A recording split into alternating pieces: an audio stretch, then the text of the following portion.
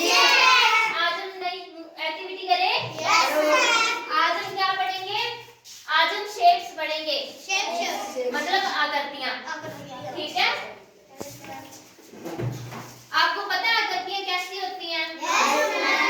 कौन कौन सी होती हैं?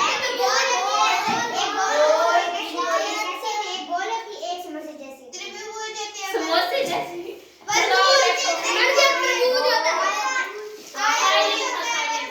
मैं बताती हूँ आपको। हाँ, ऐसे बताना है। एक त्रिभुज होता है, एक वर्ग होता है, एक आयत होता है, एक गोल होता है। हाँ, ऐसे ये वो षटभुज होता है। ठीक है? अब हम पढ़ें। पहले मुझे बताइएगा वर्ग को इंग्लिश में क्या कहते हैं? नहीं पहले ये बताओ, वर्ग का पता है कैसा दिखता है? कैसा दिखता है वर्ग? मैं बताती हूँ।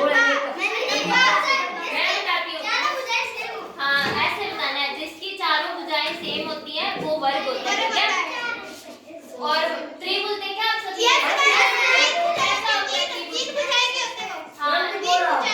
जिसकी तीन भुजाएं होती हैं वो त्रिभुज। हाँ, वो त्रिभुज होता है। ठीक है? और वर्ग वर्ग क्या होता है?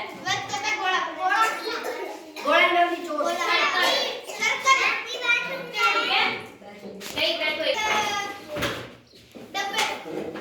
नहीं ऐसे और बताना। नहीं, जिसकी आमने सामने वाली भुजाएं समान हो वो आयत कहलाता है। ठीक है? अब मैं आपको उनकी आकृतियां दिखाऊंगी। ठीक है?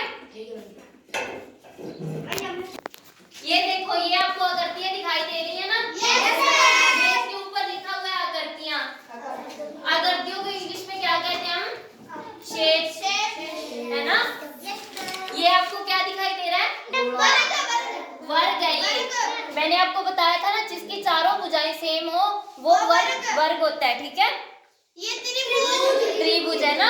जिसकी तीन भुजाएं होती है उसको हम त्रिभुज कहते हैं। ठीक है? ये क्या सर्कल है ना? ये क्या है? आयत। मैंने आपको बताया था किसे कहते हैं? जिसकी आमने सामने वाली भुजाएं समान हो उसे आयत कहते हैं। ठीक है?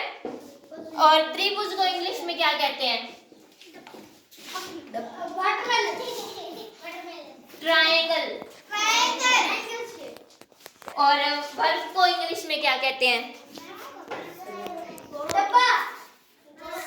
स्क्वायर कहते हैं। ठीक है? और आयत को इंग्लिश में क्या कहते हैं?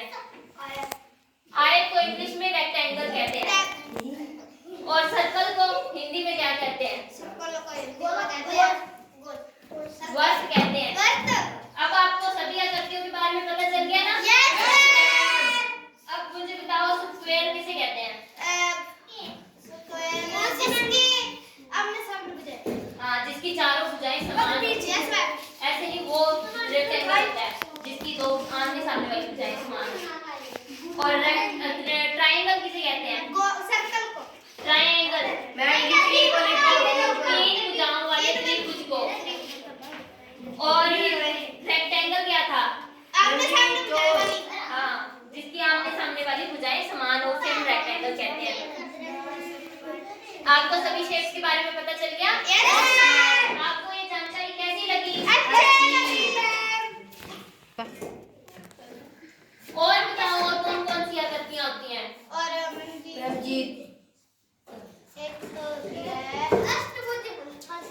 हाँ, एक षटभुज होता है ना? देखा आपने? वो ऐसे सर्कल, थोड़ा सा सर्कल के जैसा होता है। ऐसे ऐसे उनकी होती हैं। उसमें जो छह भुजाएं होती हैं षटभुज कहते हैं। जिसकी छह भुजाएं होती हैं वो क्या होता है? षटभुज। और कौन सा होता है? सतभुज। जिसकी 8 भुजाएं होती है उसको क्या कहते हैं? हाँ, वो भी आपने देखा है?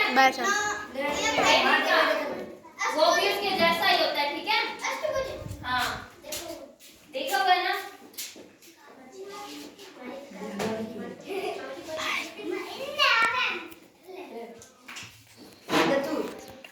देखिए मैडम जी वो वहाँ पे खेल रहे हैं।